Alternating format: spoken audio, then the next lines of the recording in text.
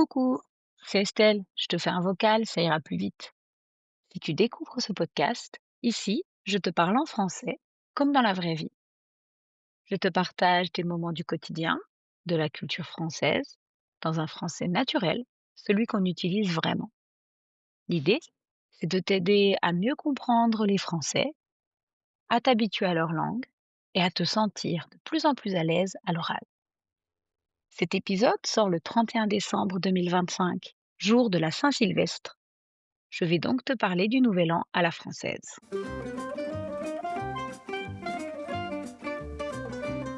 En France, le 31 décembre, on parle du réveillon. Le mot est important. Réveillon, ça vient de rester éveillé. On veille, on tient jusqu'à minuit. C'est souvent une soirée entre amis, plutôt que familiale. On se retrouve chez quelqu'un, parfois au restaurant, parfois dans une maison. On dîne ensemble, on parle, on danse, on rit, et on attend le 12e coup de minuit pour se souhaiter une bonne et heureuse nouvelle année. Ce soir-là, il y a quelque chose de très français. La qualité de ce que l'on mange et de ce que l'on boit compte énormément. Même si on est peu nombreux, même si le repas est simple, on veut du bon. Des produits choisis avec soin, un bon vin, souvent du champagne, car c'est une grande occasion.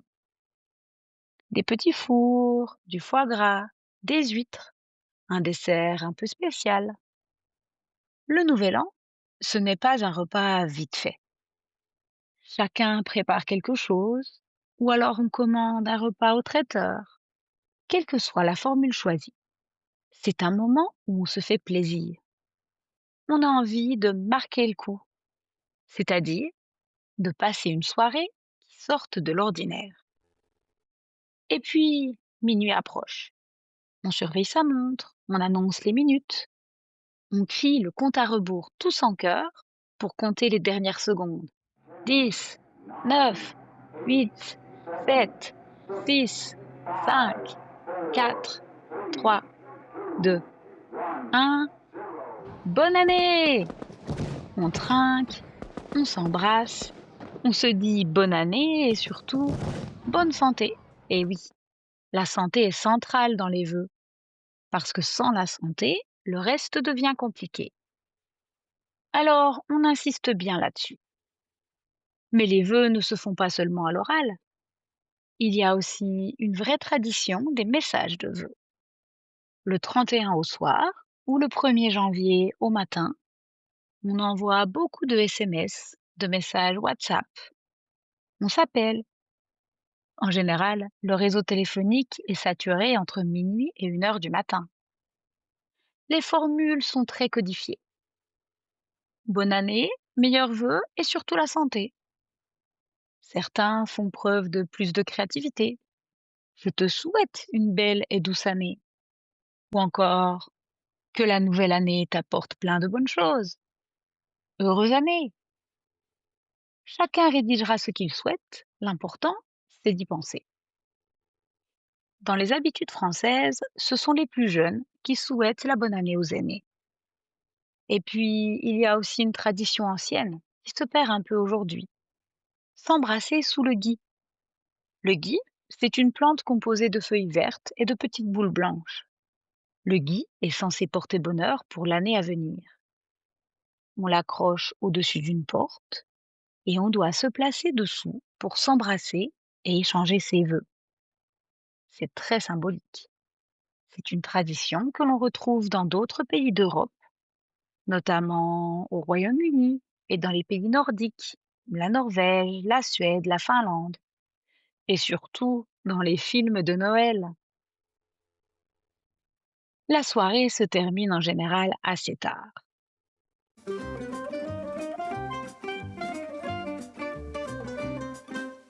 Le 1er janvier est férié en France. Normal, tout le monde est bien fatigué de sa soirée de la veille. Très peu de personnes travaillent, ce qui implique que tous les magasins sont fermés, ainsi que les services publics. Les transports en commun fonctionnent toujours, mais avec des horaires réduits. C'est donc une journée très calme, très souvent passée avec ses proches. On se lève tard, on se repose. Beaucoup de familles se retrouvent pour déjeuner ensemble ce jour-là. Et à la télévision, il y a forcément le concert du Nouvel An. C'est un moment très posé, très classique. De la musique classique, une ambiance tranquille. C'est une journée de transition. On entre doucement dans la nouvelle année. Personnellement, le 1er janvier au matin, j'appelle toujours mes parents et aussi ma tante. Comme j'habite un peu loin, je ne les vois pas ce jour-là. Mais si je le pouvais, j'irais leur présenter mes vœux en personne. C'est une attention très importante en France. Une question de lien, de respect, de transmission. Et puis, il y a les bonnes résolutions. Les Français ont une relation assez ambivalente avec ça. On en parle, on en fait, mais surtout, on en rit beaucoup aussi. Les résolutions les plus typiques: manger mieux, faire du sport, ralentir, prendre du temps pour soi, prendre des cours de langue étrangère. On essaie, mais sans trop se mettre la pression, car on sait très bien que tout ne tiendra pas. Moi, le Nouvel An, j'ai toujours aimé ça. J'aime le fêter en petit comité, avec des amis proches. Aujourd'hui, j'aime aussi beaucoup le fêter avec mes enfants. C'est devenu important pour eux. Il faut dire qu'il y a 2 ans, en 2024, on avait vécu un Nouvel An complètement incroyable. Une grande fête avec les Français du Michigan. On était une soixantaine. Il y avait des petits fours, même des escargots préparés par une amie. Le champagne coulait à flots. Il y avait de la musique, des danses endiablées. On avait même un barman pour l'occasion. Les plus courageux se sont baignés dans un lac presque gelé. C'était une soirée incroyable. J'en profite d'ailleurs pour remercier Delphine, qui nous avait ouvert sa maison ce soir-là, ainsi que tous les amis qui étaient présents. Ce fut une parenthèse inoubliable, dont nous nous souviendrons longtemps et qui marque pour nous l'un des nouvel an les plus joyeux que l'on ait pu fêter.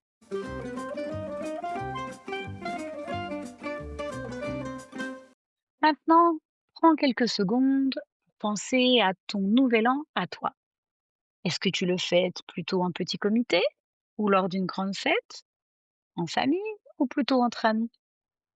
Et quelle résolution vas-tu prendre cette année? Écris-moi en commentaire ce que tu souhaites pour 2026. Même une seule phrase, c'est déjà très bien. Et puis surtout, ça te permettra de pratiquer ton français dans la vraie vie et je ne manquerai pas de répondre à ton commentaire.